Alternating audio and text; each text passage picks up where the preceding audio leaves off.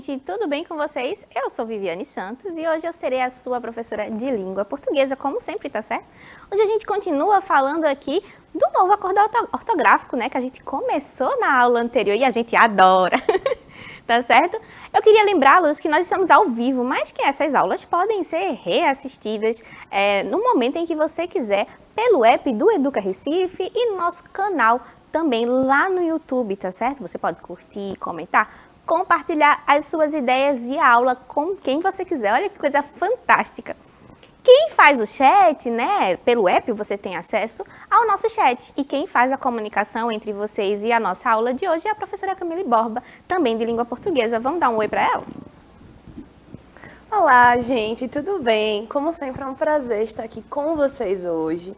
Já estou aqui no chat, já dei um bom dia, então vamos nos entrosar. Estou aqui para fazer essa ponte, vamos conversar, vamos discutir, vamos interagir, porque assim as aulas ficam muito mais divertidas. Então vocês aproveitem essa aula maravilhosa e qualquer dúvida, gritem, tá certo? Um cheiro! Isso, gritem, mandem emoji, tudo que vocês quiserem, que a professora Camille vai falar com vocês, vai responder e vai falar aqui comigo, né? Colocar a participação de vocês na aula ao vivo, olha que maravilha. Quem faz a tradução para a língua brasileira de sinais é o nosso querido intérprete Plínio, seja muito bem-vindo, Plínio. Então vamos lá, vamos começar a aula de hoje, que é na verdade uma continuação, né? Primeiro, quero que você se organize aí na sua cadeira, sei que você estava assistindo a aula da nossa querida professora Briane Mourão de matemática, né? Tava aí super empolgado, então você já deve estar aí completamente acomodado no sofá. Caso não, caso tenha saído, pegado uma água, pegado um lanche, volta aí pro sofá pra gente continuar a nossa aula, tá certo? Se você não conseguir fazer login no app do Educa Recife para ter acesso ao chat, você pode chamar alguém para lhe ajudar a fazer esse login, tá certo? Vamos lá, a gente já viu, né, as mudanças ortográficas que surgiram com o acordo de 2009. Na aula passada a gente viu especialmente as mudanças de acentuação, né? Hoje a gente vê as mudanças que ocorreram com o uso do hífen, tá certo? Esse sinalzinho que a gente coloca entre as palavras para fazer a separação entre elas. Então a gente vai ver que em alguns casos houve mudança, em alguns outros casos não, o hífen continua existindo. Então, bora ver quais foram esses casos um a um, certo? Ó, o primeiro é que passa a ter hífen palavras que terminam com a mesma letra da segunda palavra ou quando a segunda palavra começar com a letra H. Então, olha, no primeiro exemplo aqui e no último, eu tenho micro-ondas, então eu tenho o O se repetindo no final da primeira palavra e eu tenho o O iniciando a segunda palavra. Então, a gente passa a separar essas palavrinhas. O hífen continua lá sendo marcado. A última palavra a gente tem anti-inflamatório. Normalmente é aquele remedinho que a gente toma, né, quando a gente está com alguma inflamação no corpo. Então, ó, o I de anti no finalzinho da primeira palavra com o I do começo da segunda palavra. Então, a gente separa com o hífen também. Qual é o outro caso? Quando a segunda palavra começa com a letra H. Então, eu tenho sobre humano e eu tenho suprahepático. Então, quando a segunda palavra começar com a letra H, a gente também coloca um hífenzinho para separar as duas palavras, mesmo que elas sejam uma só, tá certo? Não tem hífen, palavras que terminam com vogal e a segunda palavra começam com R e S, sendo essas consoantes duplicadas, ou seja, o anti, que está lá em anti-inflamatório separado, vai aparecer aqui coladinho, ó, porque a sequência dele não é um I, mas é um S. Então, o que é que vai acontecer? Eu duplico esse S e a palavra vem coladinha. Olha, a gente tem dois exemplos, antissocial e antirrugas, uma com S, outra com R. Então, a gente vai duplicar essa consoante, dois S's, dois R's, antissocial e antirrugas. Até aqui tudo bem? Tudo tranquilo, né? Então, vamos lá. Também não tem hífen palavras que terminam com vogal e a seguinte começa com vogal diferente. Olha só, a primeira termina com uma vogal e a segunda começa com outra vogal diferente. Então, nesse caso, não vai ter hífen. Só vai ter hífen quando elas forem iguais, a mesma vogal. Quando não, a gente junta a palavra. Então, ó, antiaéreo. Olha o anti aí de novo. Termina com i, o anti, mas aéreo começa com a. Como são vogais diferentes, eu vou juntar essas duas palavrinhas. Então, ó, exemplo desse uso. A gente tem antiaéreo, extraescolar, semi-analfabeto, infraestrutura e semi-aberto, tá certo? Todas essas palavras obedecendo esse critério de que elas precisam vir juntinhas quando as vogais são diferentes do final da primeira palavra para o começo da segunda palavra. O hífen é mantido em palavras compostas por justaposição que não têm elementos de ligação e juntas formam um único significado. Eu tenho duas palavras que não tem nada ali no meio que faça a ponte entre elas.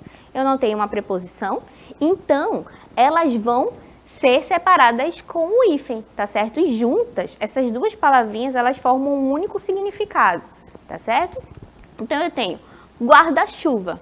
A gente sabe o que é um guarda-chuva, mas se eu separar essas duas palavrinhas, elas não significam mais guarda-chuva. Se eu disser só guarda, eu posso estar usando o verbo guardar, né? Se eu disser só chuva, eu estou dizendo, é um substantivo, eu estou dizendo que está chovendo.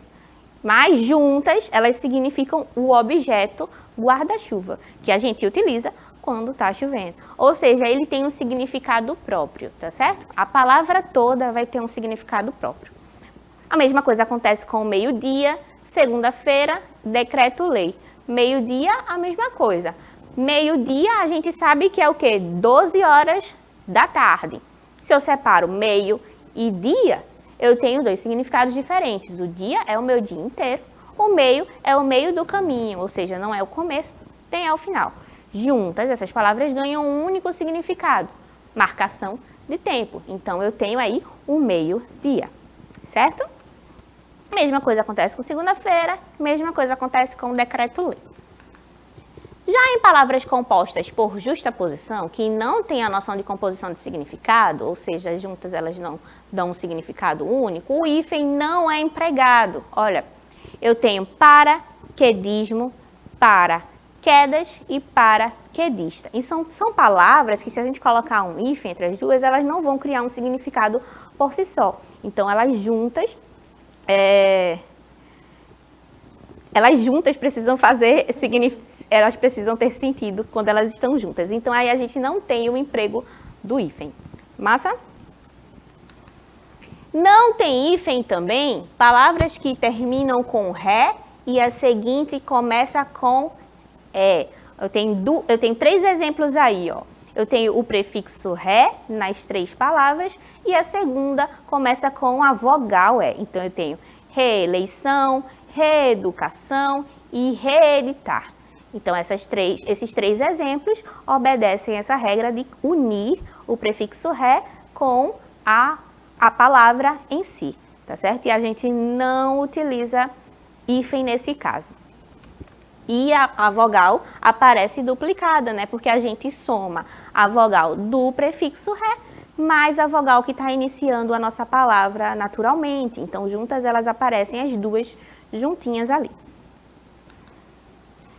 Também não tem hífen as palavras que começam com có e se a seguinte palavra começa com a letra H. Então, por exemplo, eu tenho coabitante, que antes era coabitante, com hífen. E eles passam agora a ser sem hífen e sem o H. Então, agora eu escrevo coabitante, tudo junto, sem H. Outro exemplo disso é coautor, que não tinha hífen, mas que também se junta, tá certo? Agora a gente escreve sem a presença do hífen. O que mais? Vamos continuar, que a gente está cheio de regras, né? É muito difícil, eu sei que para vocês bate uma angústia, porque a gente está vendo regra desde a aula passada, né? A gente já viu um monte de regra de acentuação, a gente já viu onde é que a gente vai usar acento agudo e acento circunflexo, e a gente continua falando sobre isso. Mas a gente também falou sobre outras coisas, né? Sobre como o acordo se popularizou, por que ele é necessário. Então, a gente vai fazer uma interpretação de texto também mais à frente. Então, nem tudo é sofrimento e choro, tá certo? A gente vai ver as regras, porque é preciso que vocês conheçam como é que a grafia se dá nesse novo momento de acordo e de regra, mas ao mesmo tempo a gente vai tentando aqui naturalizar essas palavras e contextualizar com textos, com interpretação, com poesia, para que não fique tão carregado, tá certo? Você sempre pode voltar para a aula, sempre quando quiser. Então, acabou a aula de Viviane e eu não entendi foi nada. Misericórdia. Então, eu vou reassistir. De preferência as 2 aulas, que eu falo sobre acordo ortográfico, tá certo? Para você entender tudo, desde o surgimento do acordo, lá em 2009, por que ele foi necessário, quais foram as mudanças que chegaram até a gente hoje, o que é que se manteve igual. E por que a gente precisa mexer tanto na língua para trazer essa tão desejada universalidade da língua, que a gente sabe que é utópica, mas que facilita realmente a compreensão entre povos que são muito distintos culturalmente. Massa? Professora Vivi. Camille quer falar. Eu estava aqui, né, comentando com eles que realmente é uma aula um tico pesada, porque tem muita regra, que é o que você falou, né? Aí Luciano e Diógenes concordaram. Eu sei. Mas se a gente, que é professora, concorda, né? Menina. Mas aí eu falei assim, que se serve de consolo, quanto mais a gente usa a língua, não é? Quanto mais a gente lê, quanto mais a gente escreve, mais fácil a gente aprende essas regrinhas novas. Porque a gente, às vezes, não precisa decorar muito a regra. Mas se a gente sabe como escreve a palavra, aí na hora... E lembrando que sempre é possível consultar, né? Isso. Porque é isso, a língua é muito viva e ela vai passando por várias mudanças e nem sempre a gente consegue acompanhar essas mudanças. E vocês que estão nesse começo, né? Nessa vida escolar, tem muito tempo pela frente. E quanto mais vocês lerem, escreverem, exercitarem mesmo, mais rapidamente vocês vão compreendendo, sem necessariamente passar horas decorando regra, né? Isso.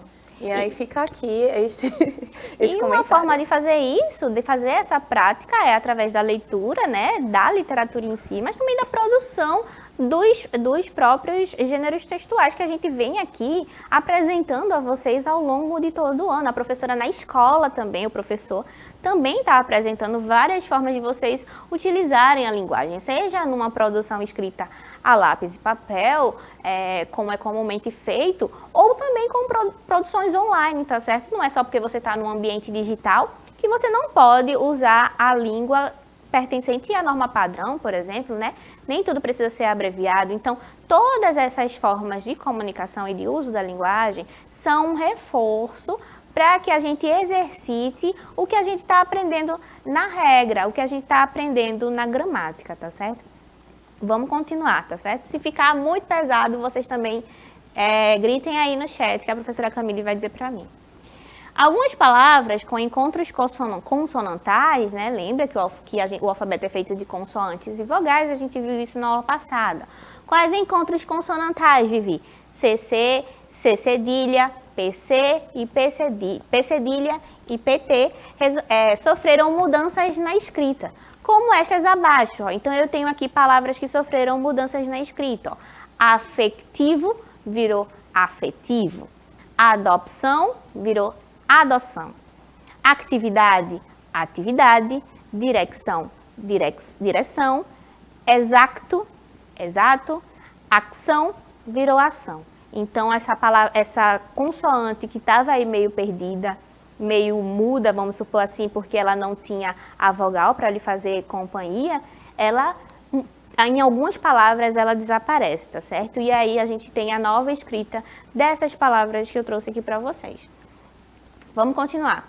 Já em outras circunstâncias, a pronúncia e escrita desses encontros consonantais, em que a pronúncia de consoantes foram mantidos. Olha, a gente viu umas palavrinhas em que essa consoante avulsa ali foi tirada, mas em alguns outros casos ela foi mantida. Que casos foram esses, Vivi? Ó, aptidão, compacto, ficção, adepto, pacto e núpcias. Então, a gente percebe que são palavras que talvez a gente utilize mais. Então, por haver esse uso maior dessas palavras, talvez elas tenham se mantido porque elas já estão naturalizadas na língua. O fato é que algumas perderam, outras continuam sendo vocalizadas.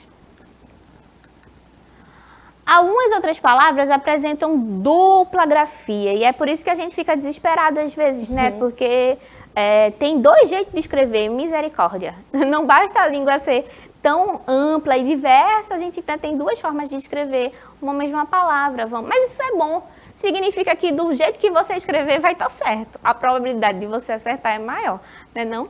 Então vamos ver o que aconteceu, que palavras são essas, ó. Amígdala e amígdala. Com G e sem G. Então, as duas formas estão corretas, tá certo?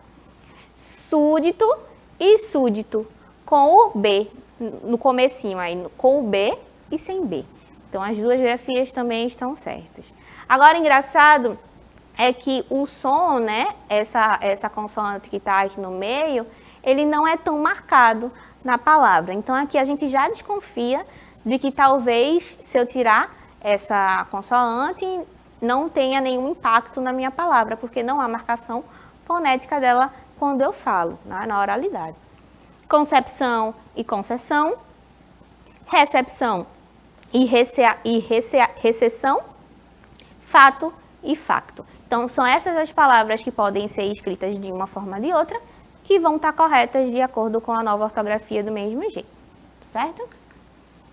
Ó, as letras maiúsculas são usadas em nomes próprios de pessoas, animais, lugares, cidades, países e continentes, né? Isso vocês já estão aí carecas de saber. Acidentes geográficos, rios, instituições e entidades, além de em nomes de festas e festividades, em nomes astronômicos, em títulos de periódicos, ou seja, de revistas, e em siglas, símbolos e abreviaturas. Eu tenho certeza que vocês já estão habituados aí a ver o símbolo, por exemplo, da FIFA em todo quanto é lugar, e vocês percebem que é tudo maiúsculo. Então, quando a gente tem um nome próprio, por exemplo, o meu, o da professora Camille, o do intérprete Plínio, a primeira letra vem grafada de forma maiúscula, porque é o nosso nome, é o nome do indivíduo, é um nome próprio. Então, essa regrinha se mantém.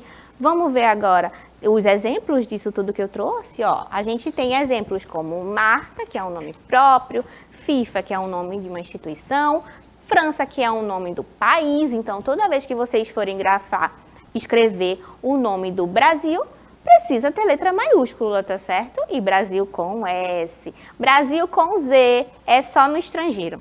Quando os gringos estão querendo falar da gente, aí eles usam Brasil com Z, tá certo? Aqui, no português, Brasil com S.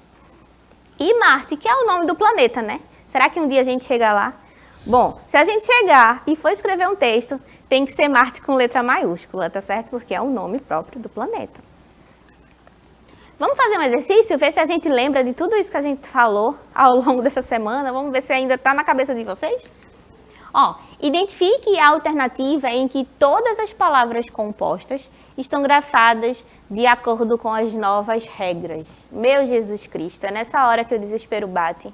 E eu não sei se está certo, se o que é que está certo. Vocês têm aí uns segundinhos para poder pensar nas alternativas e responder aí no chat qualquer coisa. Então pensem aí, bora ler. A, mini quadro, mini submarino, mini retrospectiva e mini saia. Letra B, subbibliotecário, subhumano, subhepático, subrregião. Letra C, infraassinado, infraestrutura, infrahepático e infravermelho. Letra D, hiperácido, hiperespaço, hiperhumano e hiperrealista. Qual será que é a alternativa correta e tendo ideia de tudo aquilo que a gente já falou, já discutiu aqui na sala, no estúdio, na TV, na sua telinha aí, tudo que a gente já discutiu. Vamos ver qual é a resposta? Será que alguém soube dizer? Professora Vivi, estamos aqui em uma discussão sobre Brasil com letra maiúscula. Diógenes aqui dizendo que ensinou ao primo que Brasil com Z só os estrangeiros escreviam, então eles estão Pois bem é. atentos aqui. Carlos comentou, nível hard essa. Nível hard. Eu Eita, acho que foi, né? Então vamos ser boazinhas, professora Vivi. Vamos dar a resposta. Vamos dar a resposta para essas Olha, pessoas calma, que estão... calma. Temos aqui uma sofríveis. reviravolta. Luciano respondeu com coragem B. B. Vamos ver se Luciano acertou? Ó, a resposta é letra B. Menino, o Luciano está atentíssimo, anotou todas as regras. Orgulho da nossa aula digital. Muito obrigada, Luciano. Ah, você acertou. Tá prestando atenção bem aí em tudo que a gente tá falando. Vamos fazer uma outra questão? Ó, identifica a alternativa em que há um vocábulo cuja grafia não atende ao previsto no acordo ortográfico. Eu quero que não tá certo, hein? Ó, letra A, aguentar, tranquilidade, delinquente, arguir e averiguemos, tá certo? E eu adianto que essa questão tem a ver com o trema. Lembra que a gente estudou o trema na aula passada? Então, eu quero saber qual o uso do trema que não está previsto aqui no acordo ortográfico. 50, aguemos, linguística, equestre e eloquentemente. Eita, um monte de palavra difícil. Letra C, apaziguei, frequência, arguição, delinquência e sequestro. Letra D, averiguei, inconsequente, bilíngue, linguiça e quinquênia. E letra D, sequência, redarguimos, lingueta e frequentemente. Qual dessas palavras aí que está com uma grafia que não corresponde ao novo acordo ortográfico? Conseguem me dizer? Já temos aqui resposta. Sabemos resposta. Porque eles agora estão assim, ó, embrasadíssimos. Estão aqui respondendo. Carlos perguntou letra E e depois disse, chutei. Chutou. Tudo bem, mas a gente também Menino, considera ó, chute. se eu te disser que tu tá bom de gol, tu acredita? Porque teu chute foi muito certeiro, ó, e realmente é a letra E. Parabéns, como foi o nome dele? Carlos. Carlos, muito bem. Carlos e Luciano estão ligadíssimos na nossa aula. Muito bem, vamos seguir, né? Porque nem só de regra vive uma aula de português, ó. E já que o acordo ortográfico veio para unir ainda mais os falantes do português, que tal a gente conhecer, né, um dos autores que escrevem em língua portuguesa, né? Então, eu trouxe aqui um poema do Mia Couto, que é um autor moçambicano, tá certo? Vamos ler para ver o que é que a gente consegue tirar desse poema? Depoimento. Eis o meu contento, nunca pisei chão que fosse meu. E o quanto sonhei foi um desfolhar da estação, uma pluma sem destino. Eu vi o vazar dos rios e vivi sem saber onde eu estaria vivo. E amei como se nunca antes tivesse amado. E sonhei como se fosse o último, primeiro homem. Mia Couto, tá certo? E o que a gente pode inferir sobre esse poema? A gente pode inferir que é um eu lírico que está ali meio perdido, né? Que está ali refletindo também sobre a sua vida. Que ele é um pouco nômade, porque ele nunca teve chão, ele nunca teve terra em que se pisar, ou seja, nunca esteve parado num só lugar. E agora está refletindo sobre a sua vida. Então, ele não tem um lugar específico no mundo. Ele sonhou com muitas coisas na vida, mas essas coisas também foram se perdendo ao longo da sua trajetória, tá certo? Que mais? Que um eu lírico que, por envelhecer, viu as mudanças que ocorreram na sua vida e na sua terra, ou seja, ele conta aí com a experiência do que ele viu e viveu e experienciou. E eu tenho certeza que agora que vocês experienciaram e viveram as mudanças do novo acordo ortográfico, vocês também já têm o que contar aí da vida de vocês, tá certo? Mas o eu lírico também viveu e amou intensamente, então a vida dele valeu a pena, porque ele fez tudo que ele queria. E essa é a mensagem que eu quero deixar para vocês, de viver a vida de forma intensa, com coragem, para ir atrás dos seus objetivos, dos seus desejos, dos seus sonhos, tá certo? Eu trouxe um outro poema do Fernando Pessoa, que por causa do adiantado da hora, a gente vai deixar para um outro momento, eu prometo que eu retorno isso aqui, e a gente conversa sobre ele. Agora vamos dar um pulinho no chat, para que a professora Camille possa se despedir da aula de hoje. Ai, gente, vocês hoje estão assim, ó, de parabéns. Muitos biscoitos para vocês. Porque foi ótima a interação no chat, professora Vivi, a gente estava aqui, ó, falando. Carlos disse que chama o chute dele de instinto. Eita. Aí eu disse que eu prefiro pensar que é porque alguma coisa das outras aulas ficou na cabecinha dele e ele acessou. Ele foi o quê? Porque o conhecimento funciona assim também. Então, gente, um beijo. Foi um prazer estar aqui. Eu não vejo a hora de a gente se ver na próxima aula, tá? Um cheiro. Pois é, Carlos, eu chamo esse instinto de estudo. Tu tá estudando aqui, fingindo que não tá certo? Eu também me despeço por aqui. Foi uma alegria ficar com vocês hoje. Eu prometo que eu trago o poema do Fernando Pessoa em outro momento, tá certo? Um cheiro e até a próxima aula. Tchau, tchau.